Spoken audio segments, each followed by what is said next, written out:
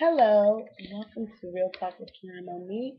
Today is Wednesday, April 18th, 2012. I've asked for you guys to give me a topic for my show, and I've only had one person respond.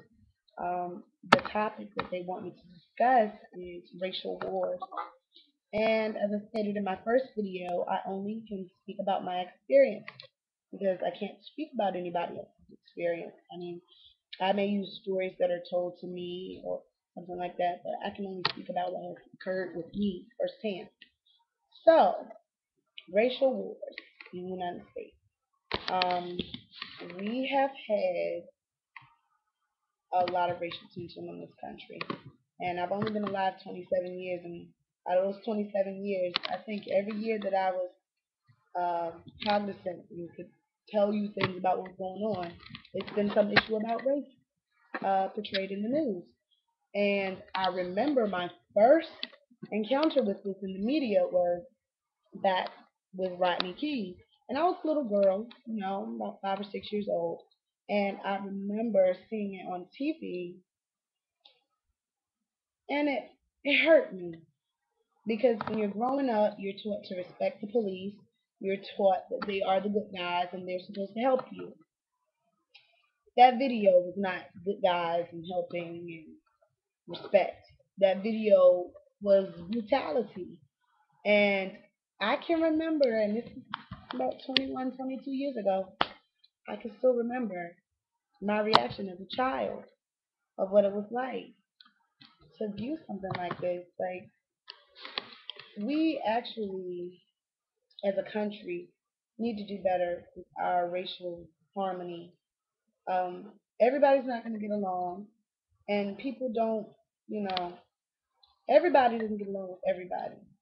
But the fact that some people just don't like a whole race of people because they've had one bad experience with someone of that race is pretty ignorant. It is ignorant.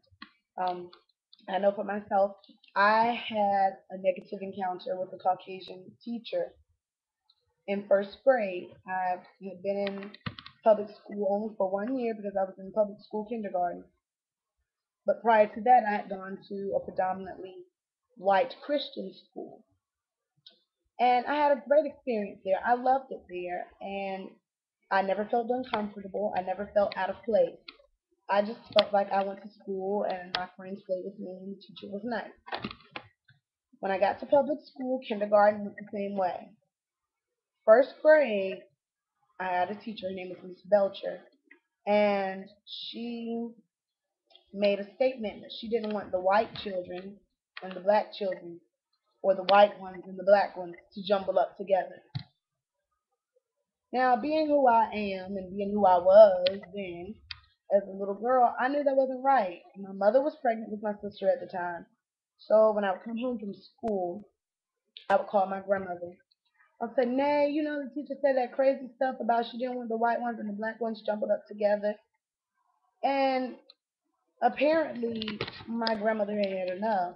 And between my grandmother and my mother, some things were done. There were meetings. I can remember seeing my mom at school a couple of times, and sometimes she even had to bring my little sister, who was, you know, she was school. She was basically a newborn. Sometimes she would have to bring her up to school for these meetings, and the meetings would include people like the superintendent at the time, and school principal, and March Cromwell. He was the president of the Chesapeake chapter of the NAACP at the time because he was a family friend. This was a big issue because you don't say that to children, first of all. And second of all, this was what, 1991? That was mentalities that people should have gotten rid of years and years before that. But this teacher had been teaching for almost 30 years, probably more than 30 years. That woman is a fossil. Um, Nonetheless, I got removed from the classroom. Yeah, that's how we solve racism. We just kind of push it away and act like it wasn't there. The person who brought it up booted out. When I think about that now, and being that I'm going to school for special education as a teacher, I thought that was the stupidest decision that that school could have made to take me out of the classroom. Maybe they should have taken her out of the classroom. Maybe they should have moved her. because I'm the child in the situation. That has nothing to do with me. Because I spoke up, I get reprimanded. In a way, it was a reprimand because I had to make all new friends in a different class. I had to go through all of this stuff, and I promise you that the school system I was in gave me. I had some quality teachers in grammar school. Don't get me wrong, but they made sure that they gave me some of the hardest black teachers that they can find for years and years and years up until I was in sixth grade, all because of something that happened in first grade that I didn't have anything to do with. I just spoke up about it.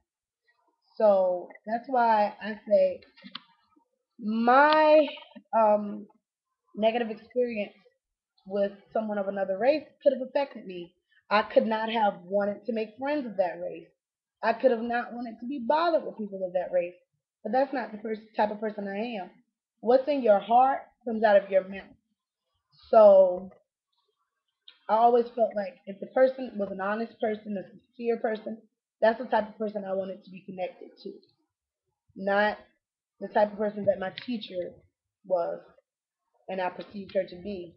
Um, she could have easily taught me to dislike Caucasian people, but I didn't. I didn't. I wanted to overlook her because everybody has some bumps in the road they encounter on their journey, and she was a big bump, but she didn't end up stopping my show. I still furthered my education, graduated high school, I got to college. Yet again, another encounter with racism.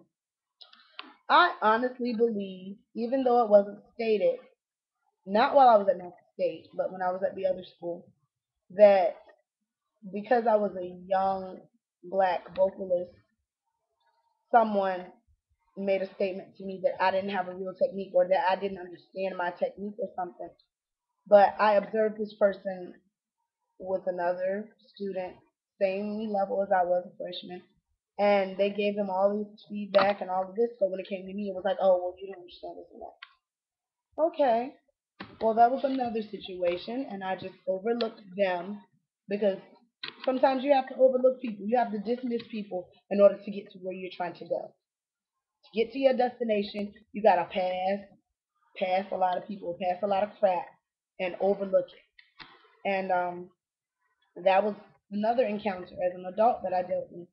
And I ultimately ended up leaving the school, not just because of that one experience, but just because I wanted to come back home, which I will address why I came back home, because a lot of people want to know why I came back home. I'm glad I came back home. I wish I would have started off here and stayed at Norfolk State and gone to Norfolk State originally, but that's another topic for another day as well. Back on topic, racial wars. Um, the recent events in the media regarding race. Um, Somebody asked me to talk about Trayvon Martin. Um, I can only say this, that no one deserves for someone else to take their life. Um, our lives are not our own, and nobody has the right to take your life from you. Um, I wasn't there, so I can't say, this is wrong, this is this. But I can say this: if there are people that say, those witnesses said that they saw Mr. Zimmerman shoot Mr. Martin and that there was no scuffle between them, then he should have been locked up on the site. But there are a lot of times that things are overlooked because of race, because of who people know. It's just so many reasons things are overlooked. It's not even always about race sometimes, but I feel like that situation was racial. It was racial, and it's very sad that it happened. And as a mother to a little black boy, I'm scared. I'm scared. I know as a black woman I have it hard because one, I'm a woman, and two, I'm black. And I know that a woman of another race that's not a minority, let's for example, a Caucasian woman probably has it a little easier than I do But we still have the same struggle as far as sexism is concerned because it's women. But I'm a black woman, and so there's a different struggle with what I have to do with. But as far as my son, he's gonna grow up. He's not gonna be a little black boy anymore. He's gonna be a black man, and it's sad. They build a lot of prisons. They don't build enough colleges. They don't build enough places for these people to better themselves. They build prisons. Build prisons. From what I was having a conversation with someone, if I'm wrong, I'm wrong, but they seem to be a credible source. They said, this individual, I don't remember who it was, said that they build prisons based on third grade test scores. That's a scary thing because just because somebody doesn't excel in academia does not mean that they're going to be a criminal. But society has a skewed view on who's going to do what and who's more likely to do this. And like my concern for my son, I can say, is he comes from a single parent home. At least until I get married, which I know I will get married. But he comes from a single parent home, and everybody knows the statistics for especially males coming from a single parent home. What what could happen to them? You know, they're most likely to be institutionalized in prison. You're most likely, and I said, well, I'm not going to speak that on my son because you speak things on people. You can speak life on somebody or you can speak death on somebody. They're not gonna succeed and they're not gonna do this and you're gonna fail. People, you don't do that. You don't do that. I know this was supposed to be about race, but I'm being led to speak about something else. You don't speak things on people because one thing about it, at the end of the day, you're not the one who's gonna decide this. It's not your decision. It's God's decision, and it's a mutual effort between God and us because that's why He gives us free will, first of all. And second of all, you wouldn't want anybody to say anything negative on your life, so why would you want to speak that on somebody else's life? Like, I've had people tell me that my son's name was White. Okay, this is going to step on toes, and I don't care. Because I didn't name him Shaquante and all of these funny names, that makes my son have a white name. No, I knew that his name was something that he was going to have to live with. I put forethought into my child's name. I know that names to me, a name should mean something. A name should mean something because the only thing you have in this world is your word and your name. That's the only thing you have. So why would I give him some busted, messed up name that he has to justify? Like, as a black man, he's gonna have to work quadruple times harder. So why not? Why would I have to make him make work 10 times harder just based on his name? That's the sad reality we are in. My name is Karen Owens, and yes, it is basically in a lot of people's eyes a Caucasian name. But you know what? On my resume is experience. I have a lot of experience in a lot of the things that I've done, and I make sure I do good quality work and make good connections with people. I don't allow Karen Owens. Oh, my name is Karen Owens, so I just know they're gonna call me.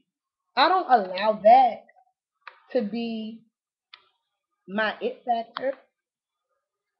I think a lot of people don't realize that, even though your accomplishments should speak for you, people are less likely to call more ethnic names, which is sad in a way because some names are beautiful names. But what you have to realize is your child's gonna grow up. Your child is gonna grow up, and they're not gonna be stuck with their little baby names forever. They're gonna have to work. They're gonna have to get a mortgage on the house. They're gonna have to get married. They're gonna have to do. It's a lot. I mean, people are real sensitive about that. Like, I'm being creative. Why do you got? Why do you have to express your creativity in your child's name? I don't get that. And you know something else I don't get? When a person like me decides to give my child's name a more Anglo-Saxon name, I'm not being black enough. Wow, I didn't know I had to be super black to name my child. All I know is I want my child to have a good name, a decent name that I wanted and that I chose, not a name that somebody thinks is cute.